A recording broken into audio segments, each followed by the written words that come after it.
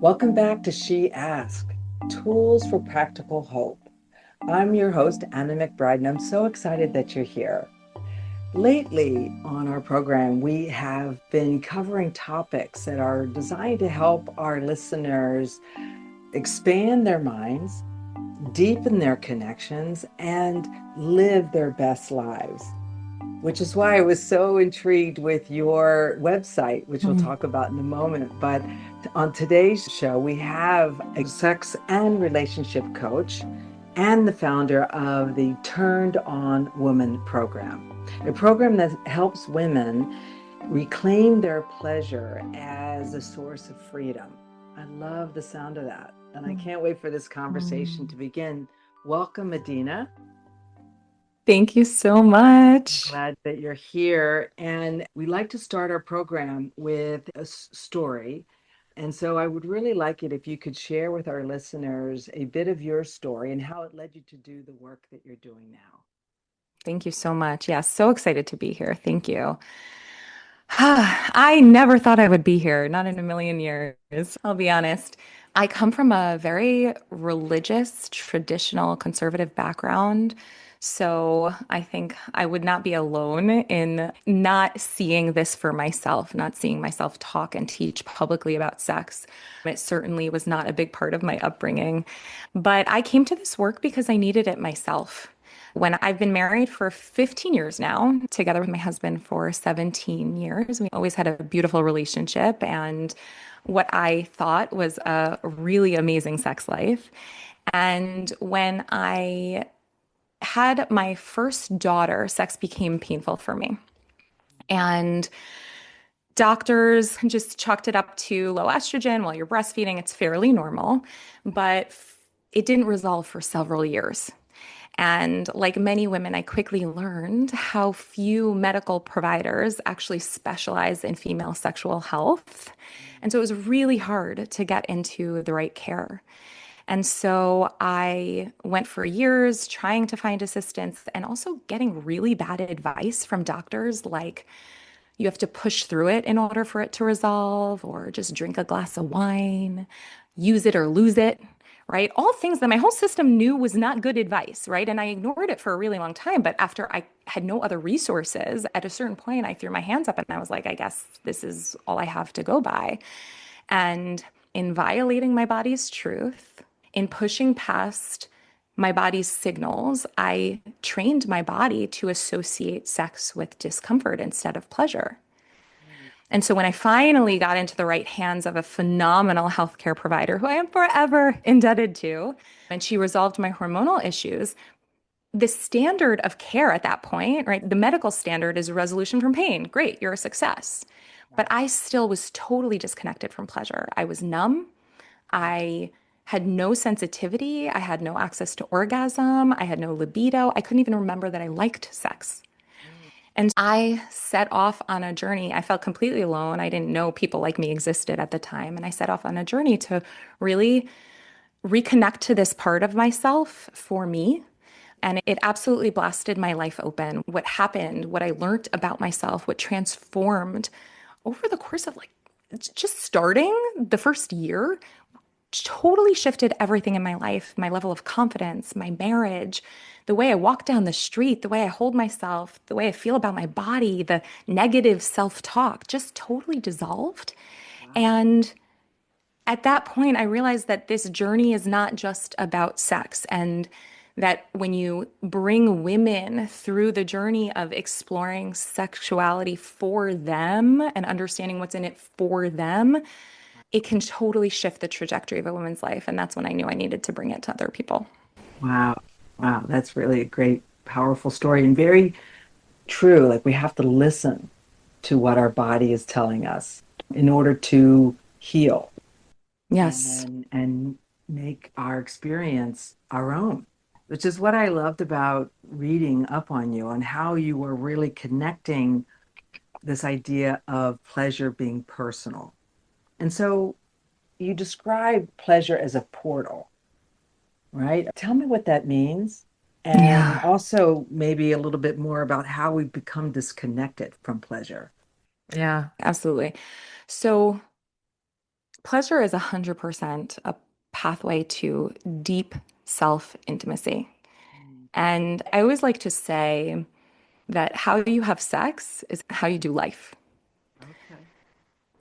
So if you think about that, what I mean by that is that often our experiences in the bedroom and with intimacy mirrors the things in life that keeps us small, right? It shines a light on the elements that are holding us back from living the freest, fullest, most authentically expressed version of life that is for us. Okay. And there's something about somatic work, and I should probably explain a little bit more about what that means in a moment, Yes, but please. somatic means of the body, right? And Yes. there's something about this experiential approach that you could, in talk therapy, you could like go in circles around things and be in your story a lot. But when you're Right. in the body, meeting your body hands on, Mm, there's no dancing around it, yeah. right? It's like when I practice being with my body, and something is holding me back, or I feel a wave of shame, or I start to cry. It's like the body doesn't lie. The body is going to speak directly to you about what is coming up. And so that's why things can shift so quickly. So let me pause before I get into how women disconnected from this energy source and from this potent kind of portal into their deepest self, just to backtrack and explain a little bit more about what somatic work is and specifically somatic sexuality work. Somatic just means of the body, right? So, what I do is I teach women how to understand the language of their body, the language of their sensation, their turn on, their boundaries, their truth, right? We are, especially in our culture, we're taught to live in our heads. And Yeah. so we are constantly discounting the signals that our bodies are telling us. We're not taught to be hungry women, right? We should count our calories and we Mm, pop some caffeine pill or another cup of coffee so that we can keep showing up and pushing past these right. signals. And in many ways, we're detaching Mhm. from this potent information source Right. all throughout our lives, right? And we're silencing the parts of us that we feel we need to protect, the parts that we've been told are too much or too burdensome or too needy. And this work, even though people are coming specifically, usually they start because they have an issue around low desire or difficulty with orgasm or Mhm. low libido or connecting to their partners. We quickly see that it's actually not about sex at all and that sex is just the doorway. And it ends up showing us the I information that we need to clear. I see. So what gets revealed Yes. is the probably the story behind what they're struggling with. And I think like when you think of it as a portal, as you said, it reveals the real truth or what they're really Yeah. struggling with. And I think as a society, we've intellectualized everything, or we were trained to intellectualize everything, even though women are feeling creatures. And you can't intellectualize the body. You can't do this work. It sounds like you have to really be experiencing it and therefore feeling it, all the sensations, all the parts. Yes, 1,000%, right? We can't think our way into having great sex. It's the experience of being in the body. And what's interesting is so many of us think that we're feeling, right? So I'll sit with clients all the time and they'll come in and they'll tell me a story of something that happened. This is how it differs from maybe talk therapy. I'll pause them and I'll say, the story is less important. I won't use those words, but I'll pause them and I'll say, what are you noticing in your body in this moment? For so many of us, it's just so hard to stay with what's there because we're jumping into the head to the story. It's so fascinating when you see a woman notice the moment where she's, wow, Yeah. all this time I thought I was feeling my feelings, but I'm just thinking about my feelings. It's a completely different experience. Right. And that is what I call self intimacy, becoming intimate with whatever experience is present. Oh, I love And that. through that process, learning about yourself and also building capacity, learning like, I can hold myself through this. Actually, I won't dissolve into the abyss if I let myself grieve, or if I let myself feel this pain, or if Mhm. I feel this shame. And that's where so much of the healing happens is Yeah. when we allow ourselves to be with the experience. Yeah. I think it's fascinating that you touched on how when somebody is telling you a story, that the power of storytelling for those of us that are struggling with anything, is that we forget that we're not the character in the story. You may be the character in a sense, meaning the situation were a part of the story. However, people forget they can be the author, that they can shift Mm, things. Yet I believe, as you're describing, it all begins with their willingness to feel, really feel it in their body, what's going on, the mm. impact of the story or the impact of what they're struggling with. And yeah, that's great to hear that this work is helpful that way. Because so for many Yeah. people that I've talked to and worked with, they forget. They live from the neck up instead of from below the neck. Yeah. And it gets to be both, right? Because there's so much power and potency to our thoughts and to knowing that we can create our thoughts and we can envision future thoughts and work towards something. Absolutely. That's imperative, right? Like, we Yeah. don't want to discount the power of the mind. No. But as a society, we've completely, to your point, we've cut ourselves off from the neck down. And when we work in tandem, I can tell myself, I want to experience 10 orgasms. I want to experience deep love. But if my body, if my nervous system feels unsafe around that, it's not going to let that happen. So I will self sabotage, I will get in the way. Something will happen Yeah. because my mind is not the only one in control. So I'm just going to ask this question since you brought it up in terms of when they're talking to you about a problem, what gets revealed, I'm wondering, is the history, the trauma, the Mm, initiating effect. Do you get into that with them or do you stay primarily with the body? Because when we talk about safety, so much of this mm, could be trauma related in terms a of thousand percent. challenges. Yeah. Yeah, it's fascinating. I think it's the most extraordinary journey when you tap into the sensations within your body. You access deep subconscious information. Mhm. And I never know what's going to come. And my clients never know what's going to come. And it's always beautiful and rich and profoundly awakening. And so sometimes it will be a deep trauma, right? Noticing that a certain sensation feels familiar and it feels really old. And this Mhm. reminds me of the moment, the way my father looked at me Right. or didn't look at me, whatever that story is. Mhm. But yes, because the body does store memory. And sometimes it's trauma, but sometimes it's just about actually detaching from the story itself and Right. just allowing the emotions to move through us as energy and to actually clear our channels, to clear the pathway just so that we can release what's keeping us stuck. And sometimes that's actually completely detaching from the story and just saying, I feel safe to just trust my body knows how to heal. If you look at a dog that just barks, barks, barks when something's threatening and then shakes it off, Right. right? Yeah. It's like that. Can I trust myself to go through an emotional experience Mhm. and then that I will be okay at the end because my body intuitively knows how to heal? And most of us have just disconnected from that knowledge. So it's Right. a relearning. Yeah, that's great. That's wonderful, deep work. Now, I want to ask you about the relationship between sensuality and sexuality, because I know you Mm, make that distinction. So tell us a yes. little bit about, for our listeners, the difference between sensuality and sexuality, as well as how they can begin reconnecting with both of these qualities. Yeah. I love this. So many of us get really tripped up on this because sexuality, it's a little touchy. We have complicated relationships with it. We're a little more receptive to sensuality.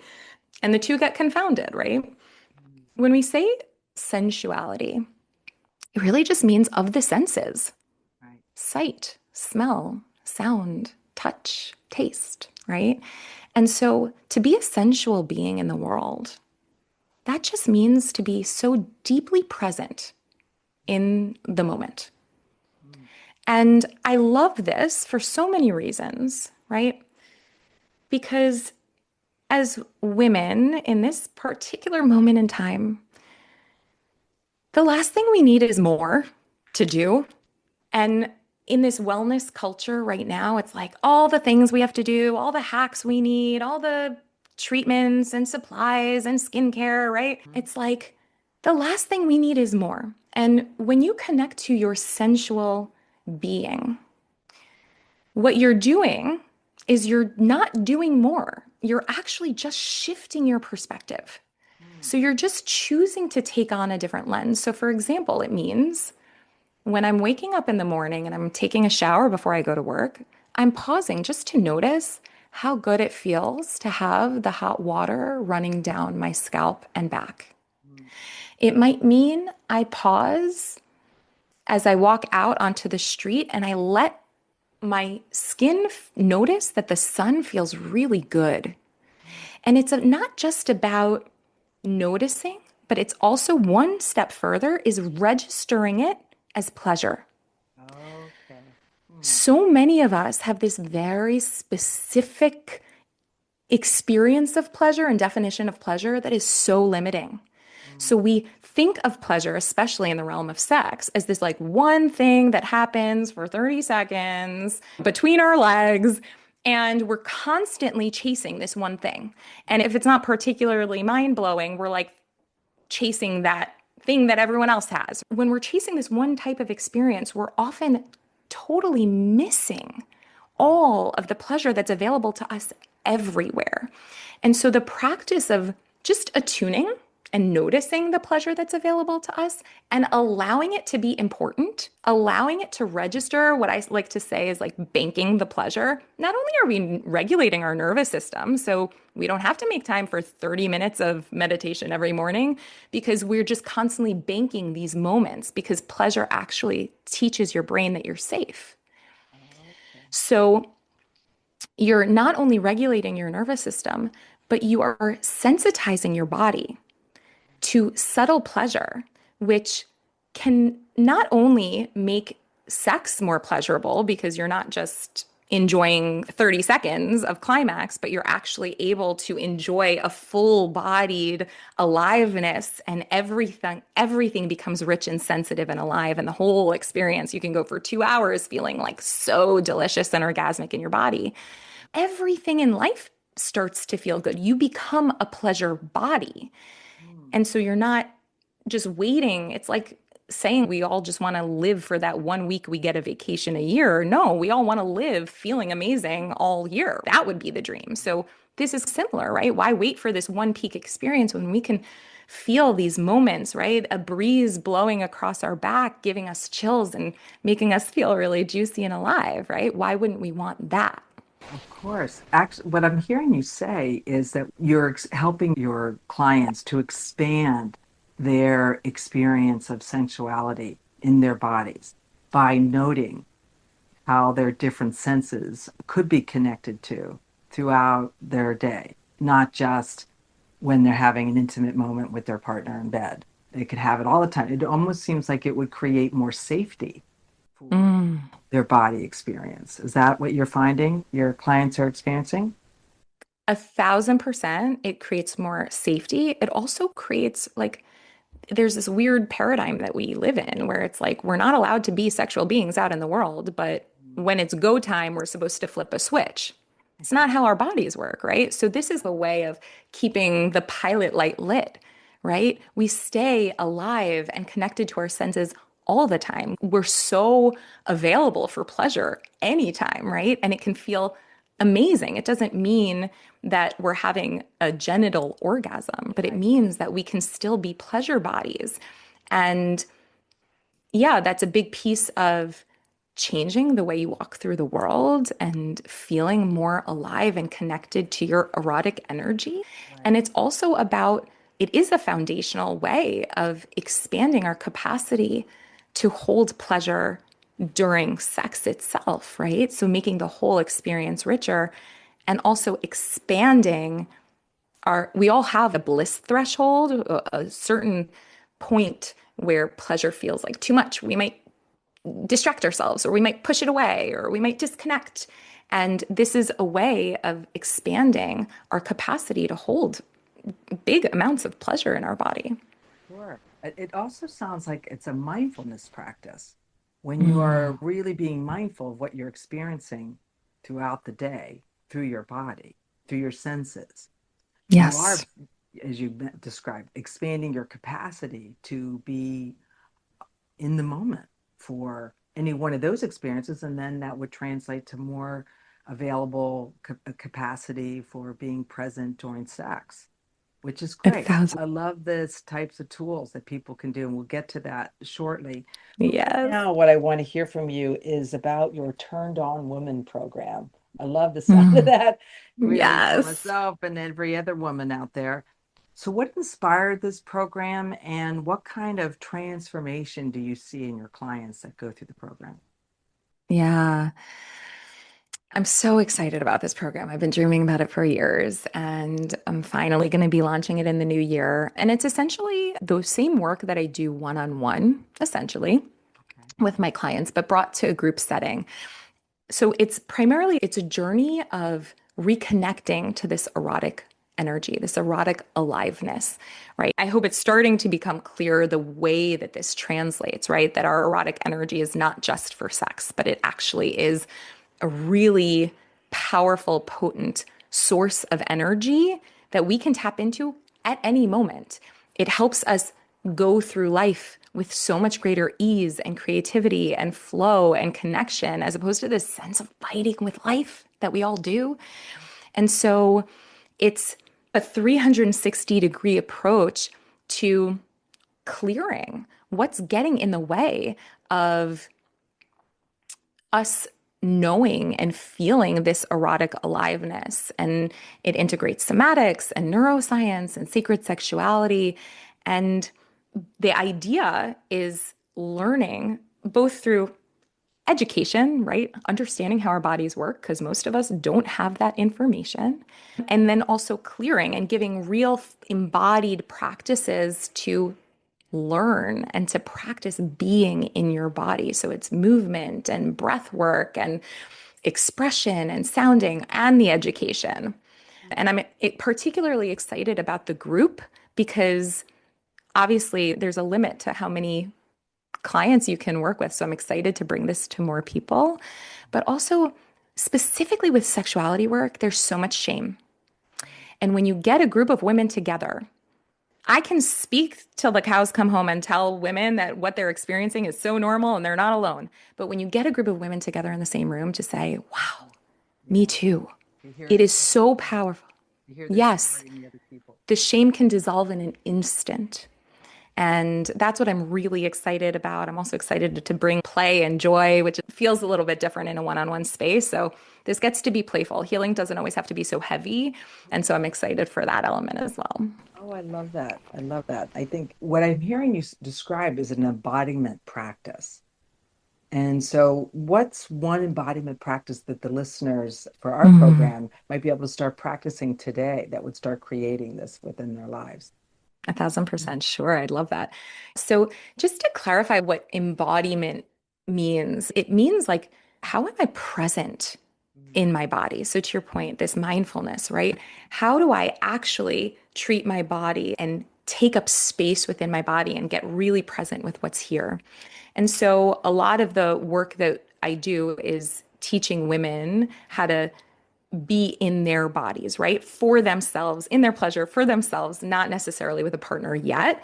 And so I'd love to share a little bit about one of my favorite practices. So I teach a practice I call intuitive movement.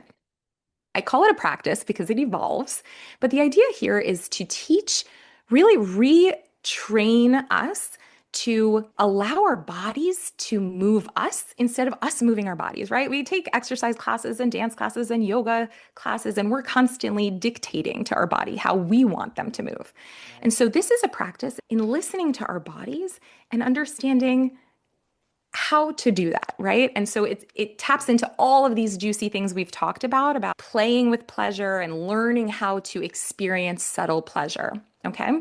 And so I'll just give you a taste of this because the way I really like to do this is we turn on some sensual music that gets in your body. Maybe you get on a bed or a floor, get on all fours, and you close your eyes and you move to the music. And the only goal here is to listen for where in your body wants a little attention, wants a little more spaciousness, Where can we bring just 5% more pleasure? To practice this, just to get a feel for it, I want to invite you just to take a big stretch like you're just coming out of bed in the morning, like really stretching your arms and getting to that sweet spot where it's almost like your whole body sighs. And then rather than coming out of it, I want you to see if you can linger there just for a minute longer.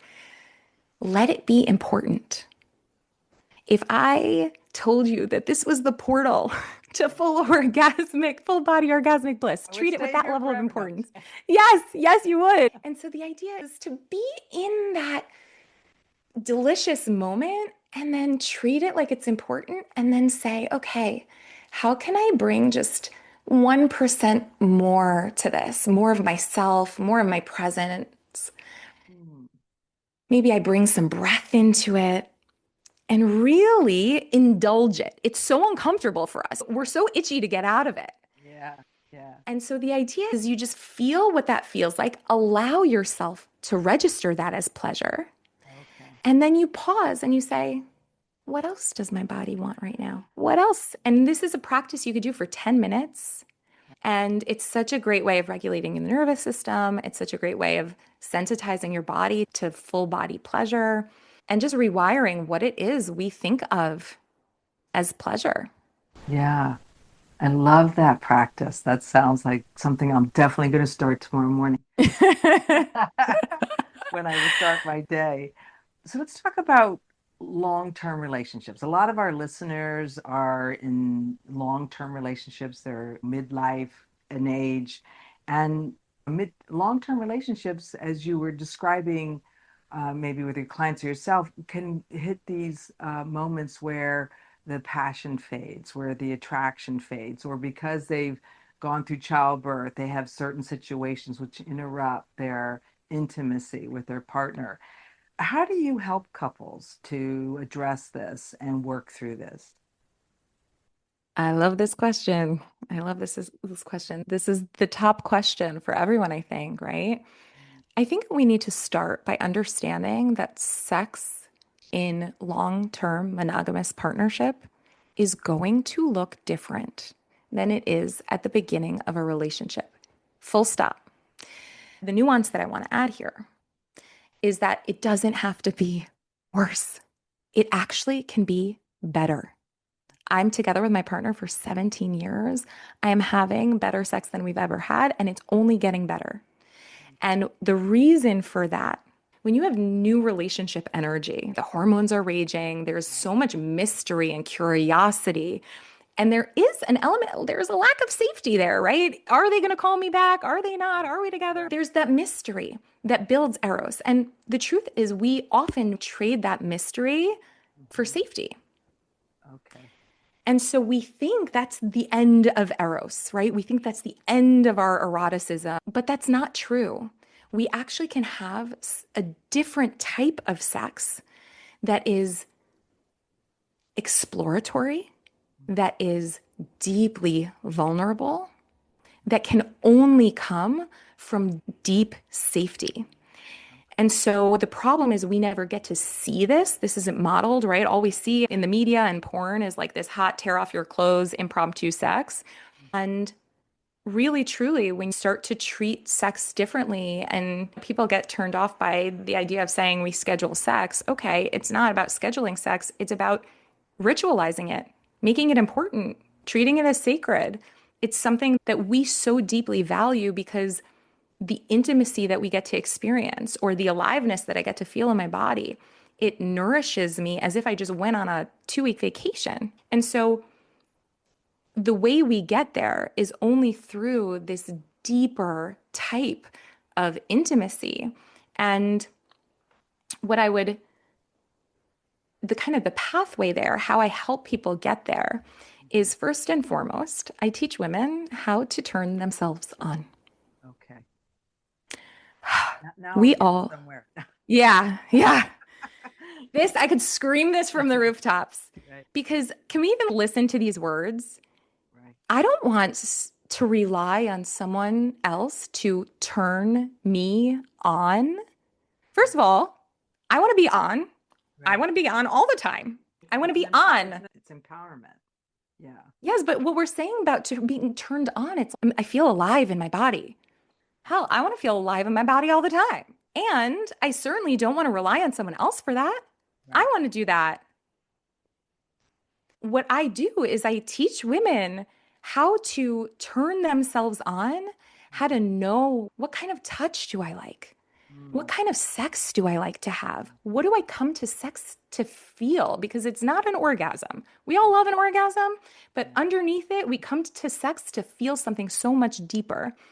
And how to light ourselves up, how to connect to this amazing energy inside of us that is uniquely ours. And something drastically shifts in a woman when she discovers this for herself. Wow. Something I love drastically shifts. I love the idea of that and the clarity that you're helping them get towards because once you're clear on those things that you're describing, there's no need to outsource it, so to speak, to your partner because they reclaim it, as you've said.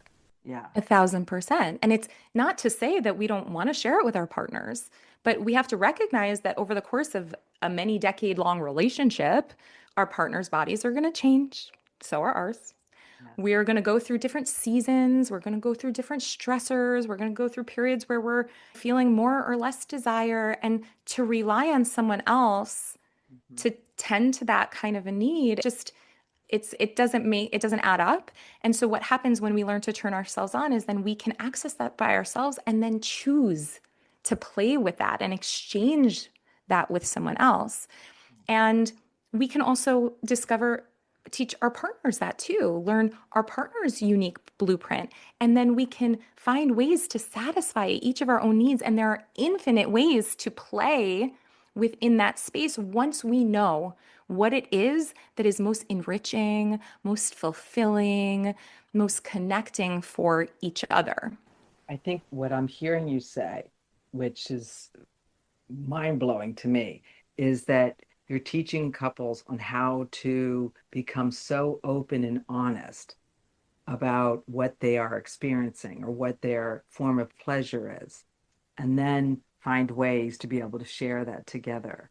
That's a Mm. high level of intimacy, I think, which is fantastic. This kind of begs the question that pleasure isn't just a problem for women, because I imagine most of my listeners are women of a certain age, and we can certainly carry the story that as our bodies are aging, we are losing our access to pleasure, and it's our Mm. problem to fix.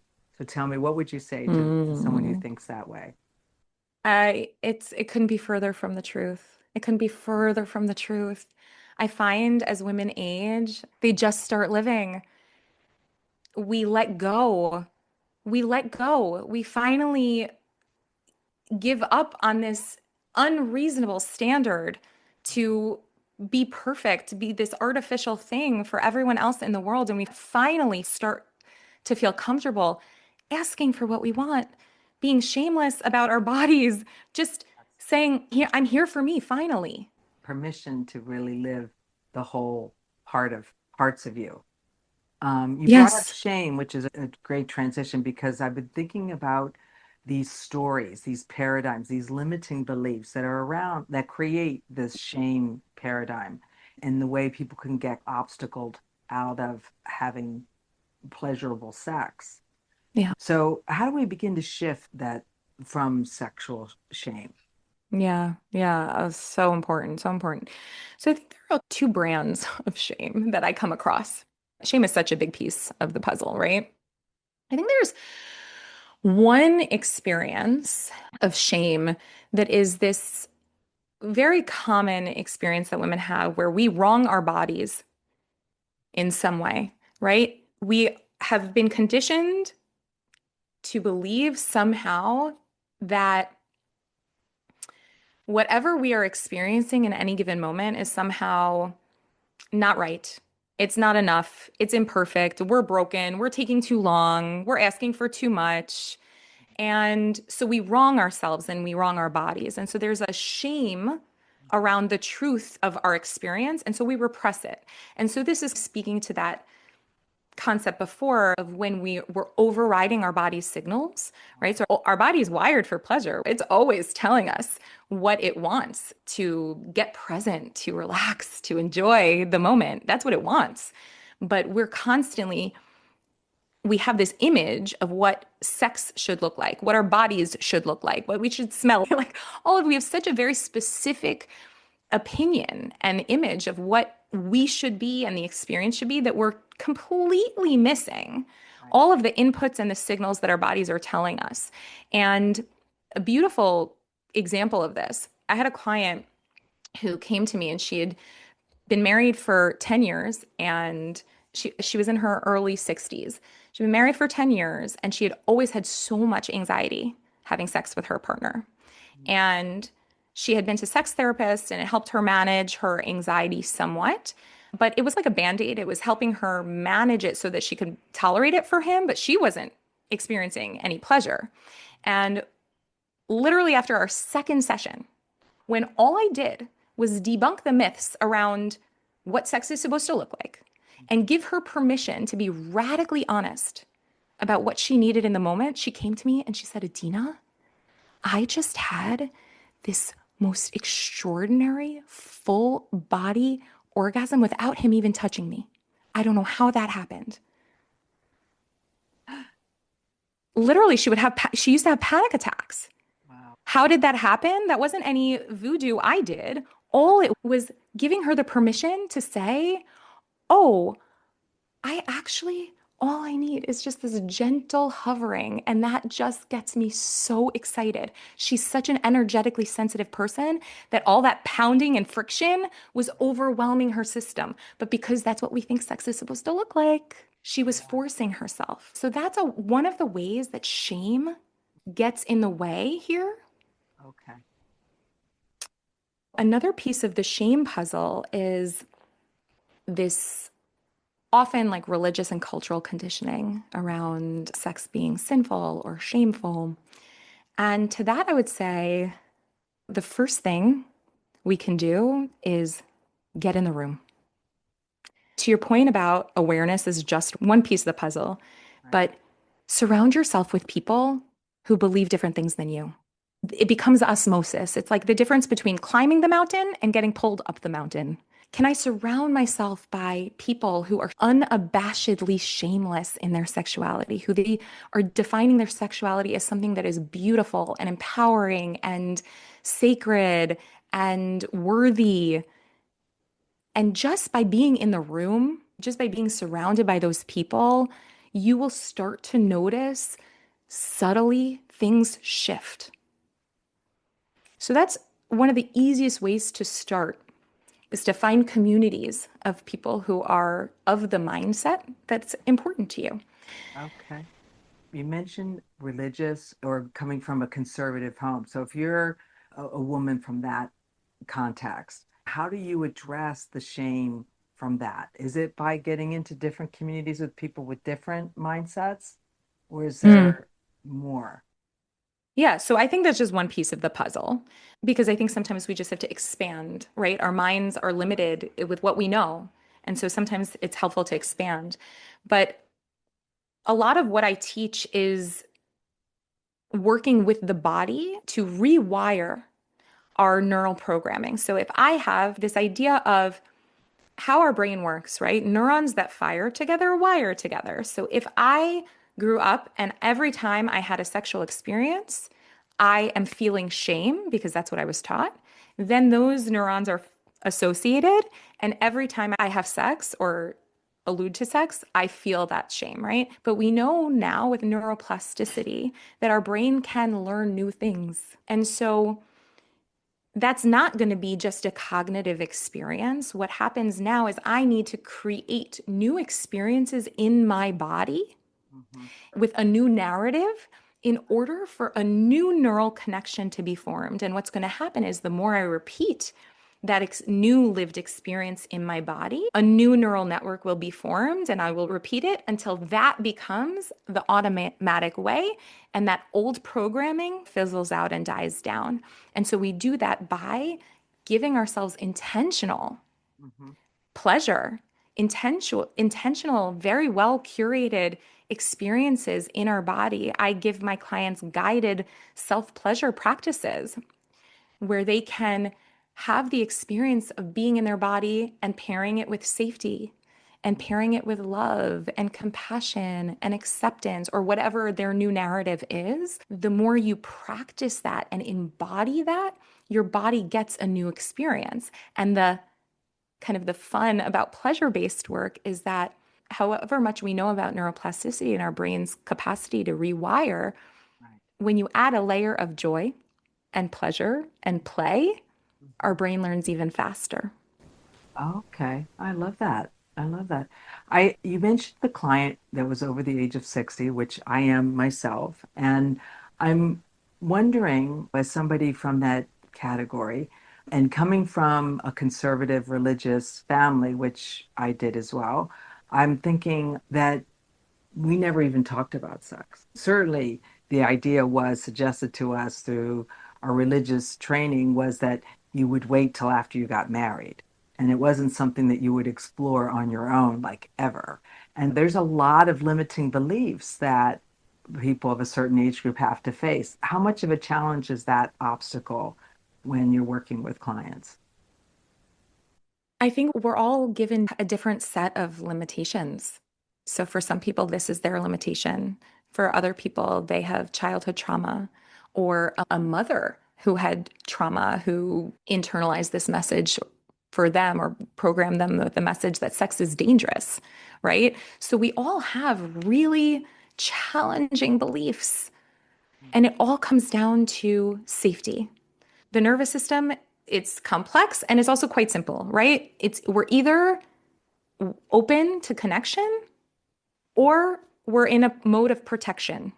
And so many of these beliefs that we've internalized is a way of protecting ourselves from getting ostracized from the group, of the danger that was associated either with physical danger or a sense of being slut shamed or being ostracized from the group and abandoned. Right. And so the opportunity gets to become just like any work you do on yourself. We can no longer, as adults, rely on other people to do that work for us. Our parents can't come back and heal old wounds. Our ex-boyfriends can't come back and heal old wounds. It's on us. We get to be the adults in the room. We get to reparent ourselves, and we can taste the sense of agency that we have to build a new narrative for ourselves.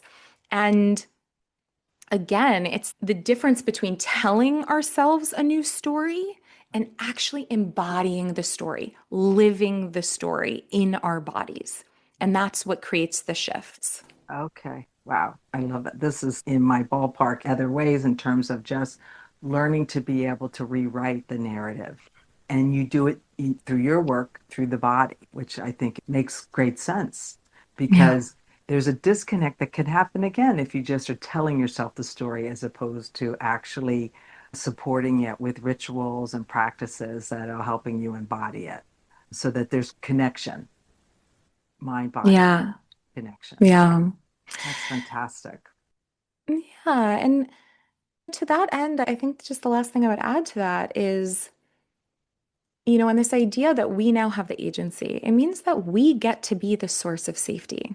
Okay. And so that's where what I spoke earlier about the embody, like not being able to avoid the things when you do embodiment work, is because if I sit down, if I say, okay, I'm going to try this new self-pleasure practice that Adena gave me, and it feels so awkward and uncomfortable, and I'm naked and I'm by myself in my room. And that's so weird for me because I have so many feelings about this. Right. We have to meet that. And Mm. we meet the voices that come up. And so we go slowly because we can only go as fast as the nervous system is ready to go. Right. But we learn to be the presence that we needed. We learn to meet ourselves and to talk to ourselves in the way that we always needed, right? It's okay. I'm not going to push. Let's go slow today, right? I'm not going to force you. This feels uncomfortable. I see that. I'm going to get curious about it. And so, through the process of becoming a lover to ourselves the same way we would want anyone to be a lover to us, to be our own best lover. That's how we heal so much of this, is becoming the love we always sought from other people, becoming the safety we wished we had. That's how we create healing. Wow, I love that. That's such great agency that you're Mm. advocating for your clients. Now, you often say that women reclaim pleasure and that it ripples out into the other areas of their life. So tell me some examples of what you're noticing in your clients that as they start to reclaim the pleasure, how their lives are changing. Yeah. So I see so many different things. I see women, of course, have so much richer sexual experiences, be able to experience more pleasure in their bodies, have more fulfilling, richer intimacy. I see women who are so much more embodied and confident in their dating journeys. Mm, I see women who, there's an overarching theme of women who are really connected to desire for the first time in their lives. So they know what they want. They haven't known what they want. Now they feel and they get clear on what they want and they're not afraid to claim it. So that comes out in so many different ways. It can come out in stronger boundaries at work or asking for time away from the kids or recommitting to an old hobby that brought them joy or saying no when they mean no. So I've seen people take greater risks in their creative lives and careers. I've seen them, I deal with people with chronic pain and pelvic pain. I've seen so much of that resolve. It's really wild because it's a very gentle approach and it's not pushing, it's not excruciating, it's not hard. It's sure, there's some moments of hardship for sure, but what it ends up opening for people at the end of the day, the biggest theme is it's a connection to their authenticity so that they're willing to live and claim and demand a life that's truly theirs. wow, I love that. That's like enlivening and enriching. Mm, Fantastic. So, yeah. what do you wish more women knew about their personal pleasure? I really wish people could understand that pleasure is not a luxury. Mhm. It's not a nice to have. It's not indulgence. So many of us are wired this way and are so uncomfortable around claiming pleasure for ourselves as necessary. But Mhm. it's absolutely essential. It's a direct path to liberating us from the narratives, the stories, the voices, the conditioning that keep us small and get in the way of us living our fullest, freest, most authentic life and feeling this sense of vibrancy and aliveness that I think so many of us are hungry for. Okay. Yeah. Yeah. And I think the last thing I would add is just this sense of, for me, the pleasure work is less about the pleasure itself, although that gets to be amazing. It's actually less, for me, it's less about the orgasm and it's more about the woman you become on the journey to learning how to hold that much pleasure in your system, right? Someone who feels safe in her body, someone who knows what she wants and isn't afraid to ask for it, someone who holds her boundaries, someone who is comfortable receiving, someone who feels safe being seen and being witnessed and taking up space, someone who is shameless in her body and her body's shape and smells and sounds and all those things, right? Someone who talks to herself with kindness, right? These are the things that end up shifting because they're getting in the way of your orgasm. So for me, it's more about who I become on my way to accessing that pleasure. Ooh, I love that idea. Are there any final questions or things that you would want our listeners to think about as they start navigating, exploring the idea of pleasure? Yeah, I think I would really invite people to notice as they were listening to this conversation, to notice their body, Okay. to notice where did you feel a little twinge of discomfort? Where might you have contracted? where did your head go? Oh, yeah, that'll never happen. Because I was you, right? When I first stepped into these spaces, I told you I didn't even think I liked sex anymore. And so I really didn't feel like I belonged. Mm. And all of it felt outlandish, these conversations people were having about what they were able to experience. And I stuck with it. I don't know why, maybe a hope, a wish, a dream. But I just want to invite people to notice how their body's responding and to allow that to invite them into curiosity. Just curiosity, no shame, no judgment. But how can I come to starting this journey from a place of understanding that whatever resistance I'm feeling was probably wise and necessary and adaptive. And so, how can I show up to myself the way I would want a lover to? With curiosity, with patience, with questions, with compassion. And that to me feels like a really good place to start. Yeah, definitely. I'm curious.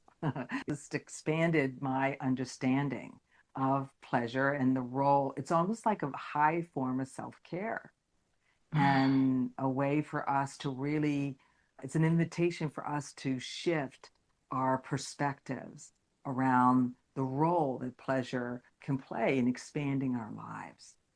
This has been incredible. Thank you so much for joining me today and with this great Mm. conversation about pleasure and agency and how women can take back their pleasure and their lives. Thank you. Thank you. Yeah. Thank you. So So much fun. thank you. So tell us for our listeners how we can get a hold of you, how they can find you and what's going Yeah. on for them with you. Yeah, sure, of course. So you can find me. My website is unboundednyc.com. You can also access, I have a couple of free practices and workbooks. You can start to explore some of this and get a feel for the work. And you can find me on Instagram at get.unbounded. And like I mentioned, I'm launching this group program in the start of the new year. So all that information is on the website. You can always reach out to me and happy to share more. Great. Wonderful. Well, I'm sure you have certainly piqued the curiosity of our listeners. And I hope that they come rushing forward to reclaim their pleasure through your practices. Thanks Mm. again so much, Adena, for joining us at She Asked, where healing meets practical hope. And until Mm. soon, we're going to say all our listeners, we always tell them to be well, and hopefully we can reconnect again soon. So thank you.